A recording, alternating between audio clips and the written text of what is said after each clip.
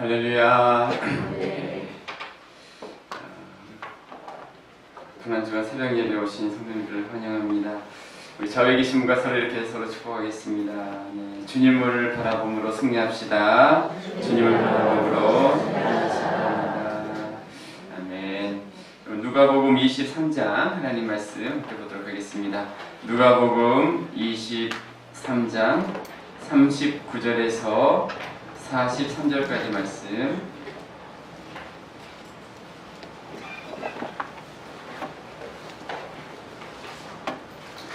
누가복음 23장 39절에서 43절.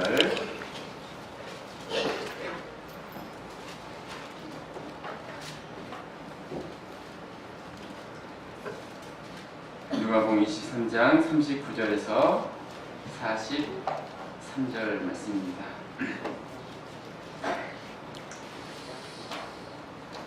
제가 하나님 말씀 봉독하겠습니다.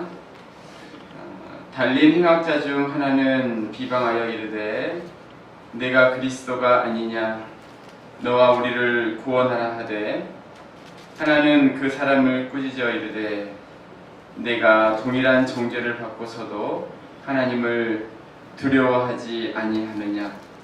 우리는 우리가 행한 일에 상당한 보응을 받는 것이니 이에 당연하거니와 이 사람이 행한 것은 옳지 않는 것이 없느니라 하고 이르되, 예수여 당신의 나라에 임하실 때에 나를 기억하소서 하니, 예수께서 이르시되 내가 진실로 내게 이르노니 오늘 내가 나와 함께 낙원에 있으리라 하시니라. 아멘. 할렐루야. 잘 주무셨습니까? 예수님이 우리를 위해 십자가에 죽으시기 위해 고난을 받으신 한 주간을 시작하게 되었습니다. 고난주간 특세 첫째 날 아침 예배 나오신 성도님들을 주님의 이름으로 사랑하고 축복합니다. 저는 이번 고난주간 특세를 통해서 하나님이 우리에게 주신 특별한 은혜를 또 소망하고 기도하고 있습니다. 순종하며 주님의 은혜를 사모하는 우리들에게 이 시간이 가장 복된 시간이 되고 하나님의 역사를 경험하는 것 같은 시간이 되고 큰 은혜의 시간이 되시기를 바라겠습니다. 우리 한 번 더 이렇게 옆에 분하고 서로 축복하겠습니다. 끝까지 믿음으로 승리합시다. 끝까지 믿음으로 승리하시기 바랍니다. 아멘. 은혜, 하나님의 은혜, 은혜, 하나님의 은혜라는 책에는 하나님의 은혜가 얼마나 많은 사람들에게 미치고 있는지를 소개하고 있습니다. 캄보디아에 있었던 이야기를 소개하는데요. 당시 800만 인구였던 캄보디아에 200만 명이 살해되는 그 일들이 1975년에 있었죠. 킬링필드라고 하죠. 모든 지식인들을 죽이는 것 같은 사건들이었습니다. 교사들, 또 공무원들, 언론인들, 대학생들 200만 명이 1975년부터 해서 죽게 되는 농경사회를 창조한답시고 그런 비극의 시간들이 캄보디아라는 나라에 있었죠. 자, 그 시대에 한 사람의 회심 이야기가 소개되고 있는데요. S21이라는 악명 높은 교도소의 간수장이었던 한 사람의 변화 이야기입니다.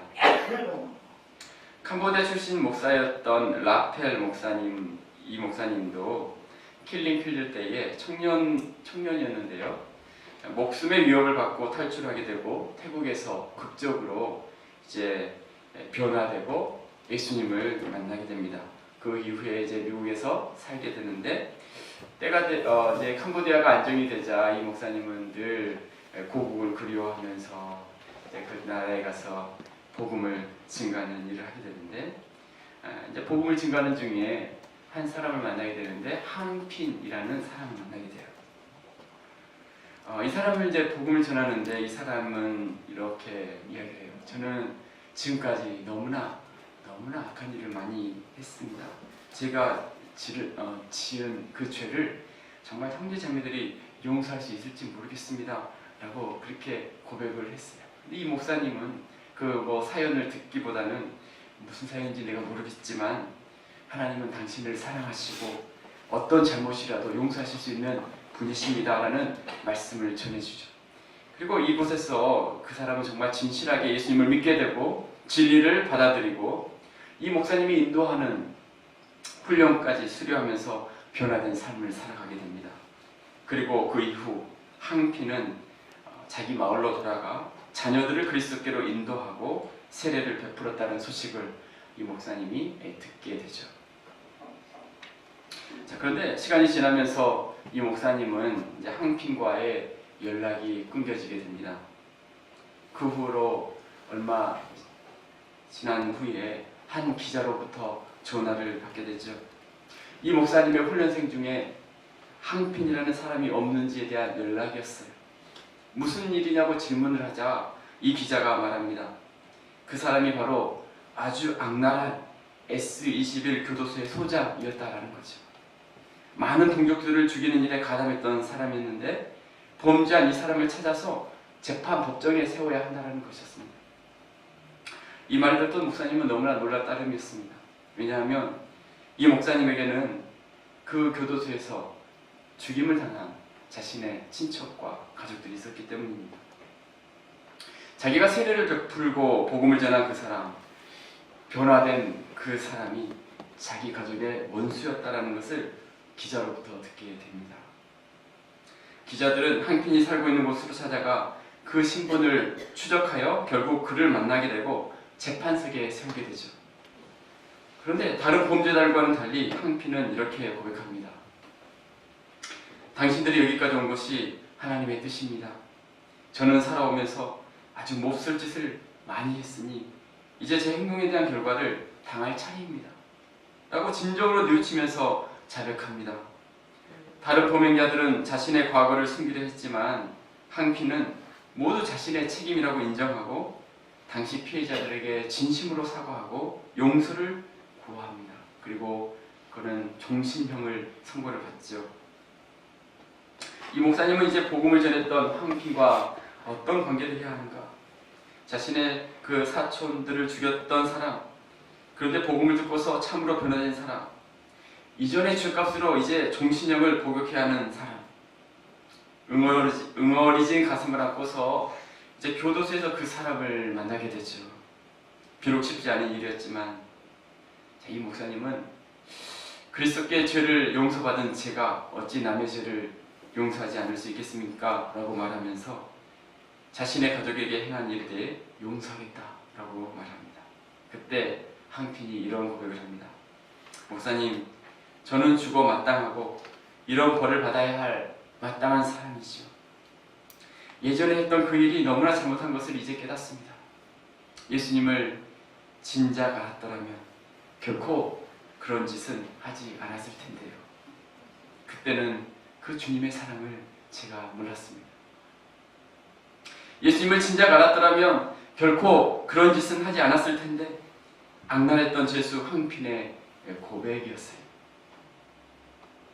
자, 그런데 여러분, 이 고백이 사실은 이 사람만의 고백은 아니라는 거죠. 오늘 본문에서도 이와 비슷한 이야기가 나옵니다. 평생 악한 일을 했던 두 명의 강도 이야기. 어쩌면 예수님을 믿고 변화된 한편의 강도도 이와 같은 고백을 하지 않았을까요? 예수님을 진작에 알았더라면 결코 제가 그런 삶을 살지 않았을 텐데요. 오늘 십자가상에서 예수님이 말씀하신 두 번째 말씀, 강도의 구원의 모습을 통해 우리는 무엇을 깨달을 수 있을까요? 첫 번째 여러분과 함께 생각할 것은 은혜의 한계선은 없습니다. 같이 한번 읽어보겠습니다. 시작! 은혜의 한계선은 없습니다. 은혜의 한계선은 없습니다. 자, 오늘 본문에 행악자라고 표현을 하고 있고 마태복음은 강도라고 표현을 하죠. 자, 이들이 십자가에 못 박혔다는 것은 이들의 삶이 어떠했다라는 것을 우리는 충분히 상상할 수 있습니다. 평범한 범죄를 저지른 사람이 아니었죠. 아마도 무시무시한 일들을 했을 것입니다. 자, 그런데 오늘 본문에 강도 이야기를 소개하고 있어요. 예수님의 좌우편에 강도가 함께 십자가에 박혔어요. 자, 그런데 중요한 사실은 이 중에 한 강도는 그의 마음이 변화가 되었다는 거죠. 자, 우리 39절에서 42절 말씀입니다. 같이 한번 읽어보겠습니다. 시작. 달리 행악자 중 하나는 비방하여 이르되 그리스도가 아니냐 너와 우리를 구원하라 하되, 하나는 그 사람을 꾸짖어 이르되 내가 동일한 정죄를 받고서도 하나님을 두려워하지 아니하느냐? 우리는 우리가 행한 일에 상당한 보응을 받는 것이니 이에 당연하거니와 이 사람이 행한 것은 옳지 않은 것이 없느니라 하고 이르되 예수여 당신의 나라에 임하실 때에 나를 기억하소서 하니. 아멘. 지금은 이제 한 사람의 마음이 변화되었지만, 여러분 그런데 이전까지는 같이 악을 행하는 사람이었죠. 십자가에 달릴 때까지도 예수님을 함께 비방했어요. 마태복음 27장 44절에 보면 함께 십자가에 못 박힌 강도들도 마태복음 27장 44절에 이와 같이 욕하더라. 강도들이 함께 욕했어요, 처음에는. 그런데 한 강도가 변화됩니다. 그의 심경이 바뀝니다. 예수님의 십자가에 못 박히신 그곳에서, 자신들도 못 박혀 있는 그 시간, 얼마 후면 죽게 되는 그곳에서 강도의 마음이 바뀌었어요. 한편 강도는 십자가에 못 박히신 예수님을 조롱했지만, 다른 한편 강도는 예수님을 인정합니다. 한편 강도는 너가 그리스도가 아니냐, 우리를 함께 구원해달라 라고 말하지만, 다른 한편은 강도는 너가 동일한 정죄를 받고서도 하나님을 두려워하지 않냐느냐, 우리는 우리가 행한 일에 상당한 보응을 받지만, 이것이 당연하지만 이 사람이 행한 것은 옳지 않는 것이 없느니라, 우리는 마땅히 벌을 받아도 되지만 이분은 그럴 뿐이 아니야 라고 이야기합니다. 그러면서 예수님께 당신의 나라에 임할 때에 나를 기억해 주옵소서, 진지하게 주님의 은혜를 구하죠. 여러분, 한편 강도가 이렇게 변화됩니다. 함께 욕하다가 이제는 이런 고백을 한 사람이 드리고 있어요. 무엇이 이 강도를 이렇게 변화시켰을까요? 우리는 다 알 수 없지만 아마도 예수님과 함께 십자가 달려 있으면서 예수님이 어제 말씀하셨던, 우리가 어제 들었던 첫 번째 예수님의 그 가상 이론, 첫 번째 말씀이 뭐였죠? 아버지여 저들을 사하여 주옵소서, 저들이 하는 일을 알지 못합니다 라는 그 예수님의 소리를, 그 기도를 듣고서 똑같이 지금 통증을 예수님과 저분은 나와 똑같은 것을 느끼고 있으시면서 어떻게 그런 이야기를 할 수 있었을까? 이렇게 고통스러운 장소에서 어떻게 자신을 못 박은 사람을 용서할 수 있는 기도를 할 수 있었을까? 정말 저분은 우리와는 너무나 다르신 분이시구나, 아마 그렇게 한편 강도가 생각하지 않았을까라는 생각을 하게 됩니다. 이 한편 강도의 요청에 대해서 예수님의 말씀이 어떠합니까? 우리 43절 말씀이죠. 자, 예수님의 두 번째 말씀, 가상칠언의 두 번째 말씀입니다. 시작. 예수께서 이르시되 실로 내게 이르노니 오늘 내가 나와 함께 나곤에 있으리라 하시니라. 아멘. 자, 오늘 내가 뭐라고요? 나와 함께 어디에 있으리라? 나곤에 있으리라. 나곤에 있으리라. 천국으로 가게 될 것이다. 예수님이 가신 그곳에 함께 가게 될 것이다. 이것이 바로 예수님의 말씀이었어요. 평생토록 흉악한 일을 했던 강도였습니다.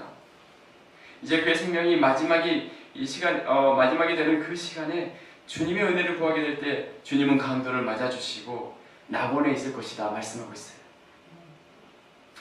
여러분, 우리는 이때 이 질문을 하게 됩니다. 이 강도가 나곤에 가도 맞는 것입니까? 그 악한 일을 했던 강도가 나곤에 있어도 아무 문제가 없습니까? 악한 이 사람 주님이 이렇게 받아줘도 되는 것인가요? 여러분, 어디까지 하나님의 은혜가 미칠 수 있습니까? 어떤 사람에게까지 이 은혜로 변화시킬 수 있습니까? 십자가에 달린 강도는 최소한 그렇게 되어서는 안 되는 거 아닌가요? 아니, 회개해도 나곤에 갈 수 없어야 하는 거 아닌가요? 평생 악하게 살았던 사람, 이 사람에게 주님이 이 말씀을 하셔도 되는 건가요? 하나님의 은혜의 한계선은 어디까지입니까? 하나님이 선을 그으시고 이 사람은 여기에 들어올 수 없다라고 말해야 하는 사람은 누구일까요?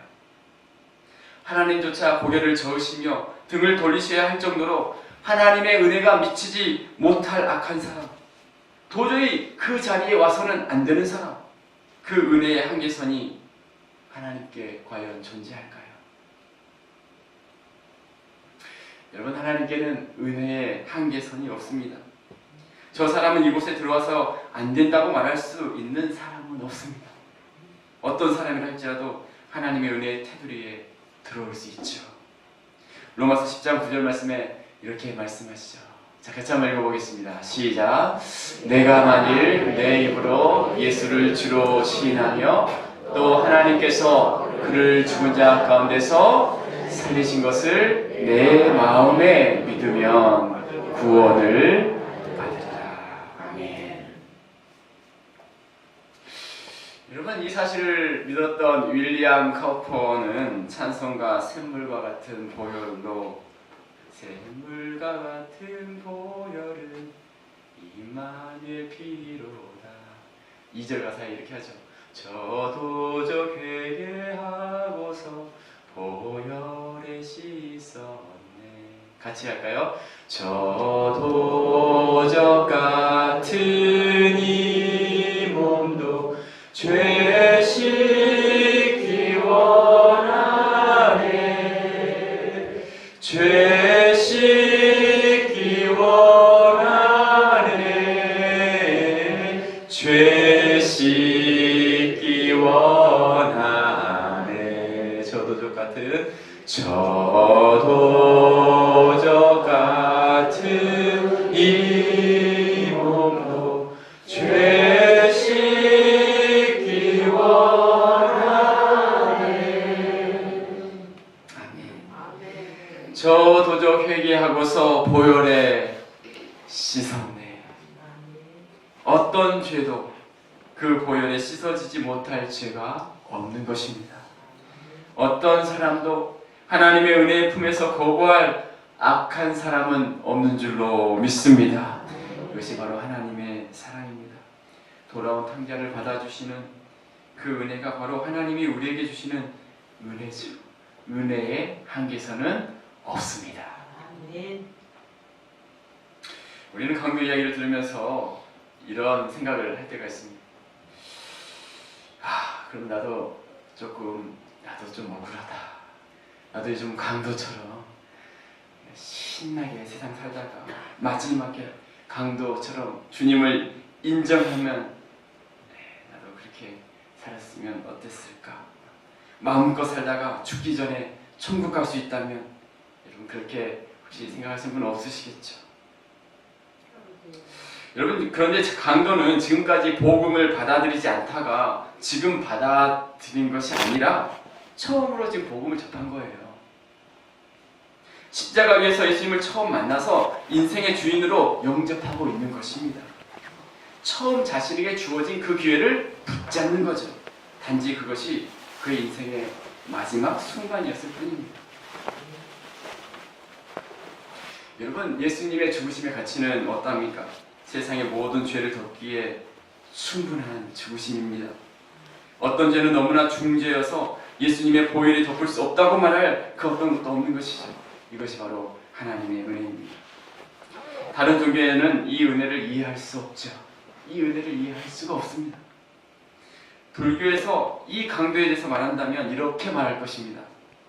강도는 지금까지의 중죄가 악한 업보로 그를 따라다니고 그 업보를 벗어나려면 앞으로 많은 생을 거치며 고행을 해야 하는 것이 불교의 교리이죠.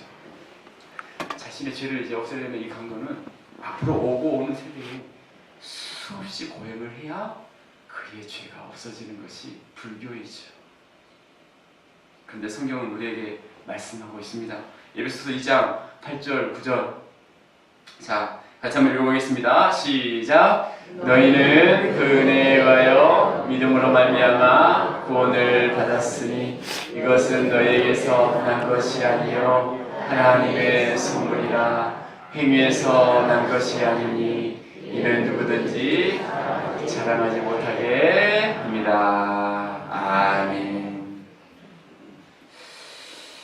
하나님의 선물이라. 이 은혜로 말미암아 구원을 받았다. 이것은 하나님의 선물이다. 누구든지 자랑하지 못하게 하려 함이니라. 누구든지 아무도 자랑하지 못하게 하려 함이니라. 하나님의 선물이고 하나님의 은혜이다. 그렇습니다. 우리는 하나님의 은혜로 이 자리에 있게 된 줄로 믿습니다. 하나님의 은혜 밖에 있어야 할 사람은 아무도 없습니다. 이 사람은 안 된다고 말하는 제한선은 없습니다. 심지어 십자가상에서 예수님을 믿어도 오늘 내가 나와 함께 낙원에 있으리라. 이것이 하나님이 우리에게 말씀하시는 하나님의 은혜인 줄로 믿습니다. 그것이 주님의 은혜이고 그것이 복음의 능력이다라고 말씀하고 있습니다. 두 번째 여러분과 함께 생각할 것은 낙원으로 인도하실 수 있는 예수님의 능력입니다.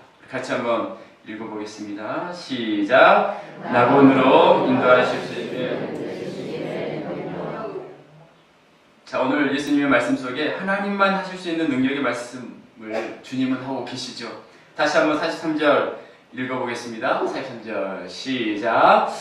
예수께서 이르시되 내가 진실로 내게 이르노니 나와 함께 낙원에 있으리라 하시니라. 아멘. 자, 십자가에 달려 계신 예수님이 이 말씀을 하시는데요. 내가 진실로 내게 이르노니 라고 말합니다. 내가 진실로 너에게 이르노니. 겉보기에는 십자가에서 힘없이 고통을 받고 계신 연약한 죄인의 모습이지만 지금 예수님은 이렇게 담대하게 이 강도에게 선포하고 있어요. 내가 라고 말하고 있습니다. 내가 진실로 이르노니 너가 나와 함께 낙원에 있으리라.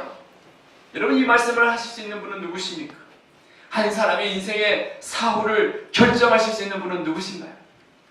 예수님의 가상칠언의 두 번째 말씀 속에 인간의 생사화복을 주관하시는 살아계신 하나님의 아들 되심을 이 말씀을 통해서 우리에게 보여주고 있습니다. 그렇습니다. 예수님은 만물이 주님으로 말미암아 지은 바 되었고 지은 것이 하나도 그가 없이는 된 것이 없는 창조주 하나님이심을 믿습니다. 한 사람의 죽고 사는 모든 것, 죽음과 이후의 모든 세계에 대한 통제권이 주님께로 있는 줄로 믿습니다. 그렇습니다. 우리가 이 세상을 살아가지만 하나님은 하늘에 계시고 우리는 땅에 있는 자들이에요. 그분은 창조주이시고 우리는 그분의 손에 지음받은 피조물일 뿐입니다. 똑같이 십자가에 달려있지만 예수님과 강도는 하늘과 땅의 차이와 같습니다. 예수님은 한 사람을 낙원으로 이끌 수 있는 그런 능력의 하나님이시고 음부로 보내실 수도 있는 그와 같은 하나님이 되시죠. 어떤 로마 병사가 예수님과 같은 말을 할 수 있었을까요? 어떤 황제가 이 말을 할 수 있을까요? 어떤 사람이 이 말을 할 수 있겠습니까? 바로 십자가에 달리신 예수님. 겉보기에는 패배자처럼 보이시지만 그러나 예수님만이 이 말씀을 하실 수 있었던 거죠. 그 주님의 말씀 한마디면 끝나는 것입니다. 그 주님이 허락하신다면 이 사람의 인생도 더 이상 문제가 되지 않았던 것입니다. 예수님의 말씀 한마디면 강도의 가장 큰 문제, 그의 인생의 가장 절박한 문제까지도 해결될 수 있었던 것이죠. 그렇습니다. 예수님의 말씀 한마디면 우리의 삶의 어떤 문제도 주님 안에서 해결될 수 있게 될 줄로 믿습니다. 자, 우리 옆에 분에게 이렇게 한번 축복하겠습니다. 주님의 말씀 한마디면 해결될 줄 믿습니다. 주님의 말씀 한마디면 해결될 줄 믿습니다. 할렐루야. 그렇습니다. 오늘도 우리는 이 주님께서 말씀하시는 내가 라는 이 말씀을 들을 수 있길 바랍니다. 내가 너에게 이르노니. 지금도 살아계시는 예수님의 말씀, 십자가에 달려 계시지만 오늘도 내가 말하노니 라는 이 말씀하시는 이 능력으로 충만한 이 말씀이 우리 가운데 우리 모두에게 들려질 수 있기를 주님의 이름으로 축복합니다. 가장 절망적인 어려움의 순간 예수님의 말씀 한마디에 그의 인생이 바뀐 것처럼 자, 우리의 인생에도 우리의 삶에도 그와 같은 주님의 역사가 나타날 수 있기를 주님의 이름으로 축복합니다. 여러분, 이 두 강도는 사실 인류의 모습을 우리에게 보여주죠. 인류 전체를 상징합니다. 결국은 이렇게 인류가 나뉘게 될 것임을 보여주죠.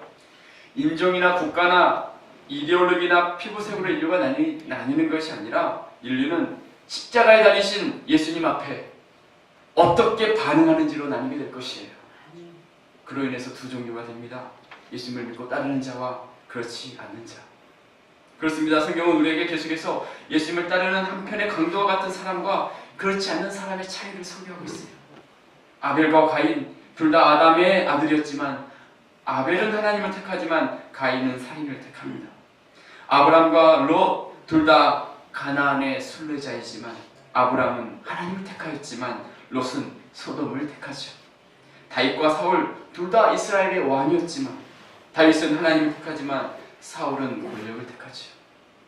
베드로와 가룟 유다 둘 다 주님을 모른다고 부인했던 사람이었지만 그러나 베드로는 주님의 긍휼을 구했지만 유다는 죽음을 택하죠.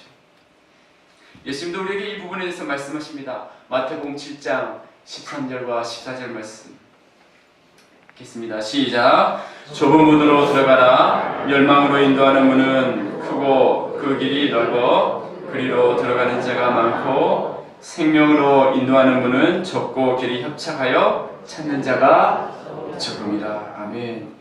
좁은 문을 택할 것인가 넓은 문을 택할 것인가, 좁은 길을 택할 것인가 넓은 길을 택할 것인가, 많은 무리에 들 것인가 적은 무리에 들 것인가, 반석 위에 집을 세울 것인가 모래 위에 집을 세울 것인가, 하나님을 섬길 것인가 아니면 재물을 섬길 것인가, 양 중에 들 것인가 아니면 염소에 들 것인가. 예수님은 강도에게 오늘 내가 라고 말씀합니다. 오늘 내가 나와 함께 낙원에 있으리라. 오늘은 강도의 목숨이 끊어지는 그 순간이죠. 낙원은 죽은 후에 즉시 가는 그 길입니다. 그래서 오늘 우리는 이 믿음의 길을 걸어가야 합니다. 오늘이야말로 주님을 위해서 살 수 있는 시간이고 오늘이야말로 영원을 향하여 살 수 있는 한 번의 기회입니다. 단 한 번밖에 없는 이 세상에서 오늘이라 일컫는 날 동안에 우리가 무엇을 하든지 그것이 영혼을 향하여 의미 있는 것이 되어야 하는 거죠. 오늘, 오직 오늘이라 일컫는 이 날만이 구원을 잃어버리고 살아가는 사람들에게 복음을 전할 수 있는 유일한 날이죠. 캄보디아의 그 항텐 그 사람의 고백이 우리에게 들리는 것 같습니다. 예수님을 진작 알았더라면 결코 그런 짓을 하지 않았을 텐데요. 그때는 주님의 사랑을 제가 몰랐습니다. 여러분, 구원 얻은 우리들에게는 강도에게 허락되지 않은 오늘이라는 시간이 있습니다. 오늘이라는 이 시간 속에 우리는 어떤 삶을 살아가야 할까요? 우리를 구원하신 그 사랑에 감사하며 아직 이 복음을 알지 못하는 이들에게 예수님을 진작 알았더라면 이라고 말하고 있는 그 사람들에게 은혜의 한계선은 없습니다 라고 그들에게 선포해 주면서 그들을 주님의 귀한 은혜 가운데로 들어올 수 있도록 우리는 그들을 고면하고 그들을 섬기며 믿음의 길을 걸어가야 할 줄로 믿습니다. 그 주님의 놀라운 복음을 믿고 증거하며 주님과 동행하는 어떤 축복된 삶이 되시기를 주님의 이름으로 축복합니다. 우리 옆에 분에게 이렇게 축복하겠습니다. 네, 하나님의 은혜는 끝이 없는 줄로 믿습니다. 축복하겠습니다. 하나님의 은혜는 끝이 없는 줄로 믿습니다. 할렐루야. 아멘. 자, 네, 오늘 이제 또 함께 찬양하면서 함께 기도하는 시간을 가질 텐데 은혜 아니면 살아갈 수가 없네. 우리 아침에 이렇게 일어나셔서 같이 찬양했으면 좋겠습니다. 자, 찬양하시면서 기도할 때에 은혜 아니면 이렇게 찬양하실 때 일어나셔서 말씀을 생각하면서 하나님 오늘 하루도 제가 제가 이 자리에 있게 된 것이 바로 주님의 은혜입니다. 강도와 똑같은 사람이죠. 누구는 은혜가 많이 필요하고 누구는 적게 필요할 게 아니라 똑같은 하나님의 은혜로 이 자리에 있게 된 줄로 믿습니다. 오늘도 그 은혜를 의지하고 또 살아가기를 원합니다. 그 고백을 가지고 지금 함께 찬양하실 때에 은혜 아니면 살아갈 수가 없네 함께 찬양하며 나가겠습니다. 은혜 아니면 살아갈 수가 없네. 어둠마저도 다 주의 것이니 세상 평안과 위로 내게 없어도 예수 오직 예수뿐이네. 크신 계획 다 볼 수도 없고 작은 고난에 지쳐도 주께 묶인 나의 모든 삶 버티고 견디게 하시네. 은혜 아니면 살아갈 수가 없네. 나의 모든 것 다 주께 맡기니 참된 평안과 위로 내게 주신 주 예수 오직 예수뿐이네. 크신 계획 다 볼 수도 없고 크신 계획 다 볼 수도 없고 작은 고난에 지쳐도 주께 묶인 나의 모든 삶 버티고 견디게 하시네. 은혜 아니면 살아갈 수가 없네. 나의 모든 것 다 주께 맡기니